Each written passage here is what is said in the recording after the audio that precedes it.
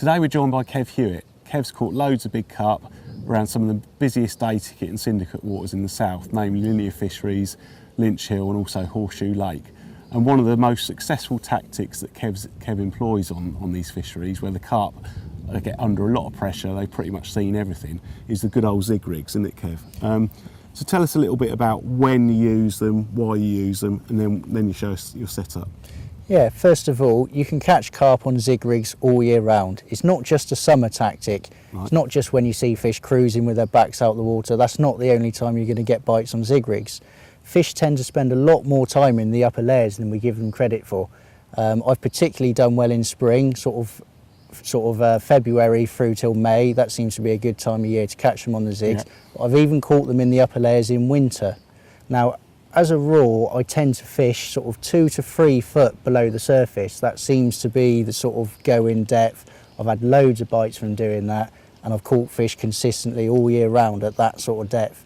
So it could be in the winter they're spending time in the upper layers because, you know, high pressure, and you know that's the warmest part of the lake. You know, it's getting the sun, and so the upper layers are the warmest. Yeah, and probably in the spring maybe it's probably got a lot to do with fly hatches and so on. There potentially fly hatches. You certainly get a lot of hatches in the spring, so that could bring them up. They're chasing flies around, maybe something landing in the upper layers. Right. Yeah. All the little hatches going on that can draw the fish up.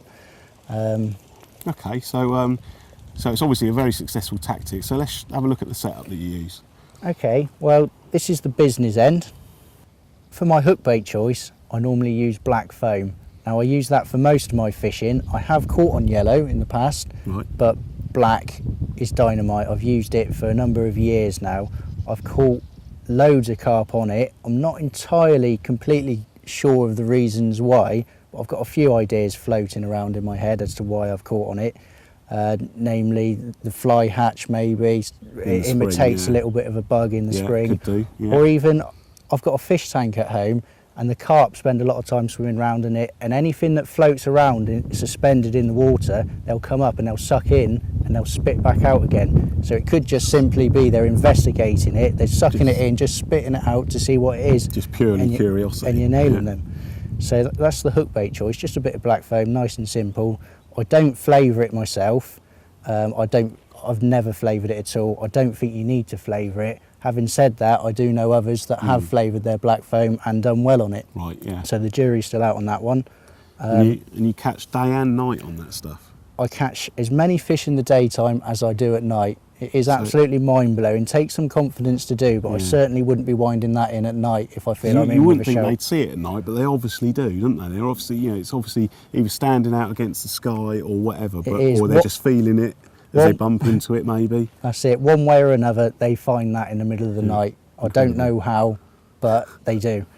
Just looking at further back on the rig end, I use a nice small hook. It's a size 10 super specialist barbel hook. Right. Now it's a thinner gauge, so it's quite a small hook, and it's super duper sharp and it's very, very strong. And when I'm fishing for big fish, I need to be confident of landing them. So that's why I've chose this hook, nice and sharp and very strong. It's not going to let me down.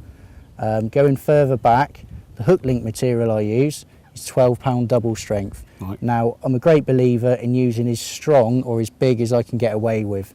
I can catch fish on a size 10 hook on 12-pound double strength, so I don't need to go any lighter. Yeah. The waters I've been fishing have been very weedy, so I need that extra strength. If there's not so much weed around, no snags, then you can certainly go down to an 8 or a 10-pound double strength. It's strong enough to do the business.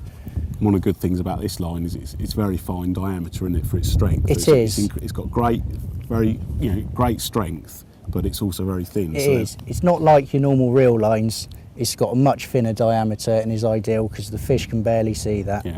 If we just look further down at the lead clip, this is perhaps, again, equally, if not more important, the lead clip setup. Where my hook link's connected to the swivel, I've got a streamliner rig boom. Now this is for anti-tangle properties. When you're casting out, the boom kicks your hook link out and stops it from tangling with the lead. Right. That's most important, especially when you're using a long hook link. It's more prone to tangles. The last thing you want to do is cast out and not be worried that you've got a tangle on there. So that's purely for anti-tangle properties, and that works every time.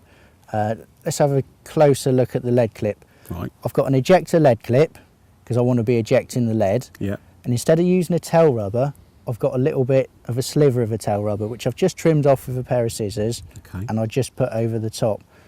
And that way, when the fish picks the hook bait up, the lead swings back and the little tail rubber just acts as a bolt effect to set the hook in the fish.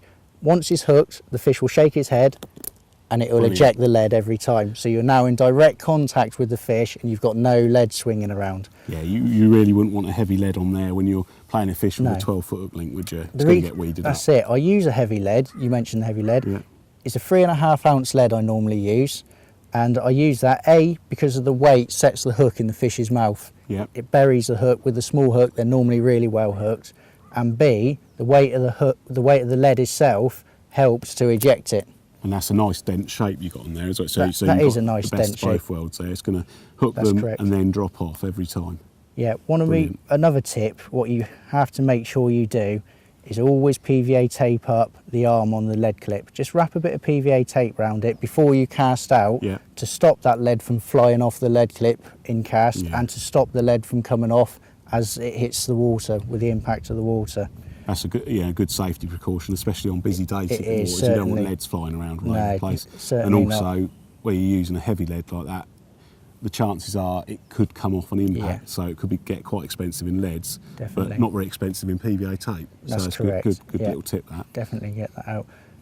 So, when you're using a 12-foot hook link, for argument's sake, a 10 to 12-foot hook link, Yeah. that's potentially quite tricky to cast out, isn't it? So how do you go about casting that out without, so you can get a reasonable distance, but without any tangles or getting it hooked up behind you or whatever? you Yeah, know? okay, there is a bit of an art to it. It's not anything technical. All I do is I flick my hook bait out on the floor. As long as the floor is nice and clean, no branches or anything, Yeah. just put my hook bait on the floor behind me and just cast as I normally would. Okay. After you've cast out, one thing that you really need to do is feather your lead down. Very So that when your lead's approaching the water, just feather it down and stop it, and your hook bait flicks over the back of the lead. Yeah. And then just feather it down and it will stop it from tangling every time. Brilliant. Yeah, that's a good bit of advice for any sort of fishing. You always want to feather it down, but especially with such a long hook link, you want that flying out in front of the lead, so Yeah, it's not definitely. getting caught around the lead. That's brilliant. Thanks very much for that, Kev. That's a bit of a Zig Rig masterclass. Good few tips there. Excellent. Thanks very much. Thank you.